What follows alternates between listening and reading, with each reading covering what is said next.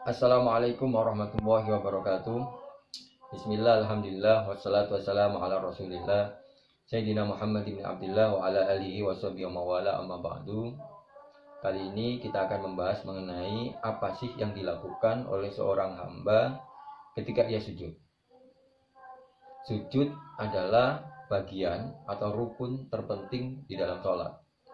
Coba kita lihat pada saat kita menjalankan sholat, fokus tatapan mata kita itu ke tempat sujud.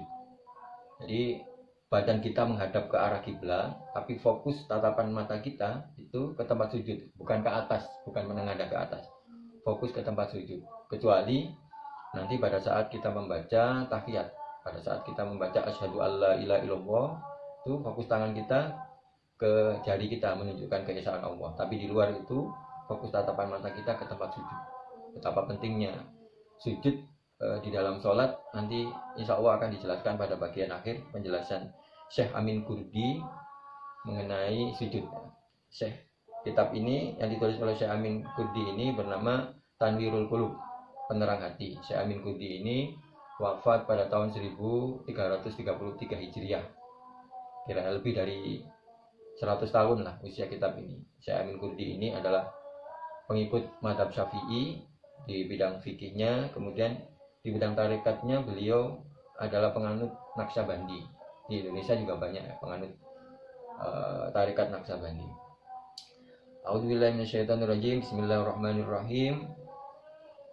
Watasi'uha utawi kaping songone arkan atau rukun salat.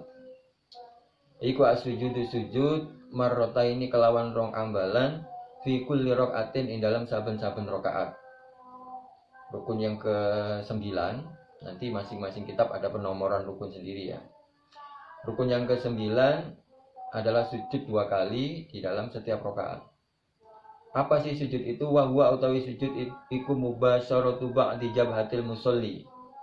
Iku oleh tetemune sebagian batuke musolli maudhi'a sujudihi ing panggonan sujude musolli. Nah, ini bertemunya jidat kita ke tempat sujud. Walahu utawi sujud iku surutun ono piro-piro syarat sabatun kang pitu. Sujud ini mempunyai 7 syarat. Apa saja? Wa iya utawi sab'a iku inkishaful jabhati. Yang pertama adalah inkishaful jabhati, kabukae batuk. Dan ini terbuka, tidak boleh ada yang menghalangi. Was sujudu, syarat yang kedua, wasujudu sujud iku alal a'dha'i ing atase pira-pira anggota as-sab'ati kang pitu. Ya, syarat yang kedua. Jadi syarat yang pertama tadi ininya harus terbuka, ya, jidatnya harus terbuka. Kemudian yang kedua, sujud itu 7 bagian tubuh kita itu harus bersentuhan dengan tempat sujud kita. Apa saja 7 bagian itu? Allati hiya iku al-jabhatu. Yang pertama adalah jidat itu sendiri ya, batuk. Warrukbatani, lan dengkul loro, ya, 2 apa namanya? Dengkul itu apa ya? Lutut ya. 2 lutut, wabatinal kaffaini, dan kedua telapak tangan bagian dalam. Wa atrafu butuni asabi'il qadamaini, lan pira-pira pucuke jerone driji sikil loro. Jadi ini kaki ya. Nah, yang harus bersentuhan dengan tempat sujud ini dalamnya kaki ini ya, dalamnya jari-jari kaki. Jadi begini posisinya. Tentunya ini bagi bagi kita yang dalam kondisi normal, nanti dalam kondisi tertentu sakit atau misalnya terlalu gemuk tidak bisa seperti ini, maka ya cukup bersentuhan kakinya. Jadi ada 7 bagian yang harus bersentuhan dengan tempat sujud. 1, kemudian 2, 3, 4, 5 tadi lutut ya, kemudian 6, 7 bagian dalam jari-jari kaki. hidung tidak masuk gitu. Nah, nanti kalau orangnya kurang mancung nggak bisa nanti menyentuh tempat sujud. Jadi posisinya tidak membungkuk, hidungnya ketemu, jadi agak sedikit ngangkang gitu ya. Jadi posisi yang nyentuh di tempat sujud ini bagian batuk, bukan bagian hidung. Jadi syarat yang kedua tadi, sujud itu ada 7 bagian yang bersentuhan dengan tempat sujud. Berikutnya, wa ayyakuna as-sujudu alal a'dha'i sab'ati fi anin wahidin. Jadi tadi ada 7 anggota badan yang nempel di tempat sujud. Nah, yang berikutnya wa iyakuna lan yen to ono apa as-sujudu sujud iku alal a'dha'i ngatasi biro-biro bagian as-sab'ati kang 7 fi anin wahidin ing dalem mangsa kang siji. Jadi pada saat yang bersamaan itu 7 anggota badan itu nempel di tempat sujud. Nah, jadi sampai sempurna ya, jangan sampai kemudian salah satu bagian dari 7 itu 7 anggota itu belum nempel ke tempat sujud. Semuanya harus nempel ke tempat sujud, kemudian tumakninah, tenang sebentar sambil berdoa subhana rabbiyal a'la wa bihamdi. Kemudian setelah itu selesai. Jadi harus bersamaan 7 anggota tadi yang wajib di dalam sujud.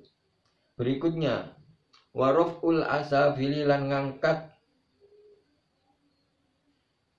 bokong walan ngangkat bokong alal a'la ing atasi sirah.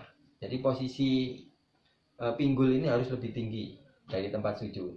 Nah, ini sudah mulai kelihatan nih, apa sih yang dilakukan manusia pada saat sujud ya.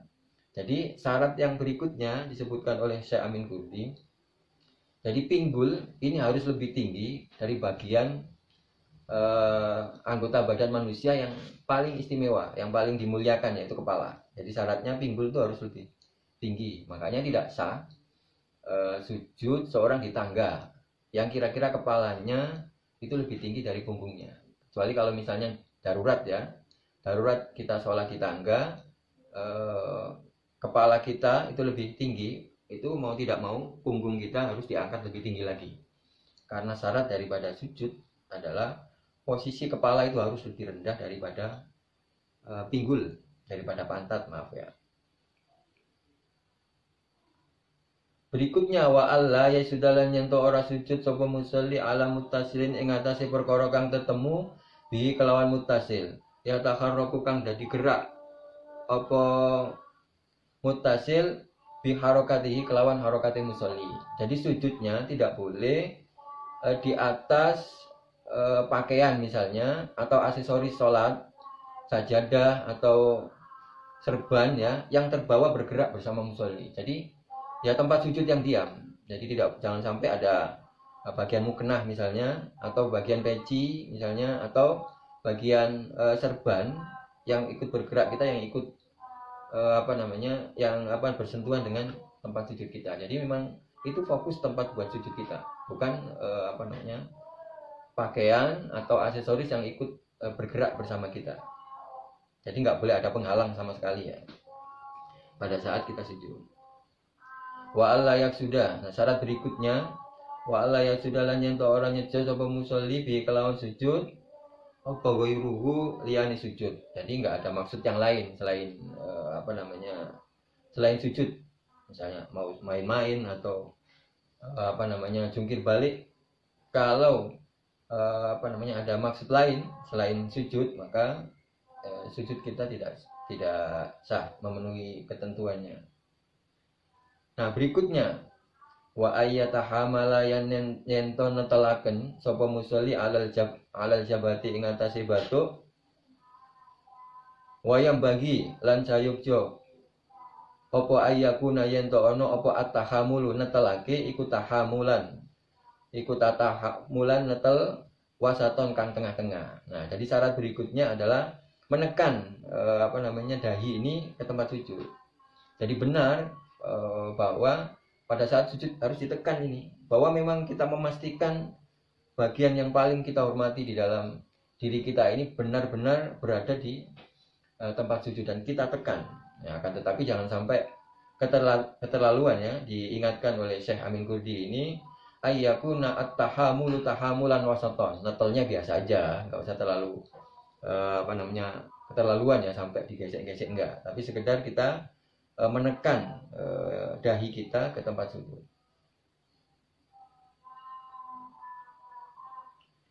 Walau kana lan lamun ono iku bimahalli sujudi ing dalem panggonan sujudi musolli apa turabun lebu awarokotun utawa kertas faltasoko mongko kelet apa turab lan waroko bijabhatihi kelawan batuke musolli wasara hailan wasara lan dadi apa turab lan waroko tadi iku hailan ngaling-ngalingi apa turab lan warokoh itu ing sujud musolli ya la yasihu mongko ora sah apa as-sujud sujud. Jadi kalau pada saat sujud ada debu ya, kemudian atau ada kertas yang menghalangi kita ke tempat sujud, maka sujud kita menjadi tidak sah. Hatta yunjihi hatta yunjihi sehingga nyingkriake sapa musolli ing turab lan warokoh tadi. Jadi kalau didiamkan saja tadi ya, debu atau kan berasa ya kalau ada debu misalnya nempel di sini atau kertas, kalau didiamkan saja nggak sah. Jadi harus disingkirkan dulu. Cukup 2 gerakan saja, jangan sampai gini-gini karena gerakan yang tidak membatalkan sholat itu cukup 2 gerakan. Jadi cuma gini aja sebelum sujud, kemudian kita sujud. Kalau kita tahu ada benda yang menghalangi kita untuk melakukan sujud, maka tidak sah sujud kita. Ini betapa detailnya ya ketentuan di dalam sujud ini, karena memang sujud ini adalah inti daripada rukun sholat kita. Berikutnya walau kana lamun ono iku bijabatihi kelawan jidatnya musolli apa harujun catu atau luka au nahu atawa padane haraj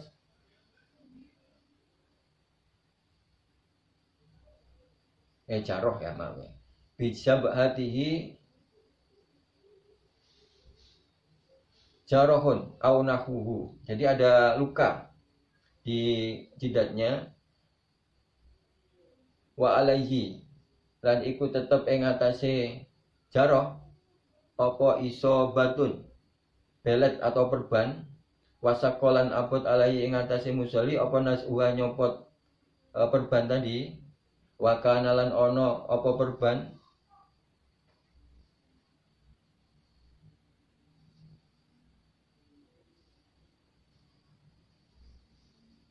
wakana lan ono sapa musolli iku mutahhiran wong kang sesuci. Wakana lan lamun ono apa perban iku mutahhiran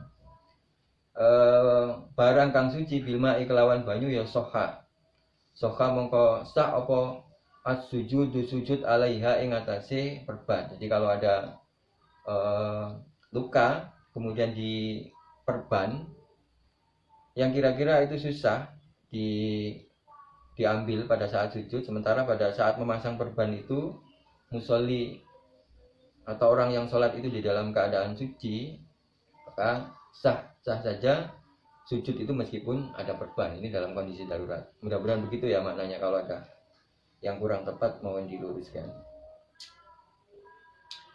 Wala talzamu lan ora wajib apa al-i'adatu baleni illam yakun lamun ora ono iku tahta ing dalem nisore perban apa najasatun najis ghairu ma'fuwin kang ora den ngapura anha ing atase najasa. Jadi meskipun ada perban dalam kondisi sakit itu dan memang nggak bisa diambil ya, susah kalau diambil dan berbahaya atau membuat lukanya semakin parah, ya tidak perlu mengulang sujudnya selama tidak ada najis ya di dalam yang ada bersama perbannya. Wa'lam, nah ini bagian terpenting. dari penjelasan Syekh Amin Qudsi. Kenapa dikatakan sujud tadi dengan beberapa ketentuan yang ketat itu disebut sebagai bagian terpenting dalam sholat. Wa'lam lan ngawurono sapa sira annal abda setune kawula fis sujudi ing dalam sujud iku aqrabu luwe parek ila wahi maring Allah minhu saking abad fi sairi ahwali sholati ing dalam sekabehane tingkahe salat. Jadi disebutkan oleh Syekh Amin Qudsi bahwa kedudukan hamba yang paling dekat dengan Allah itu adalah ketika dia sujud.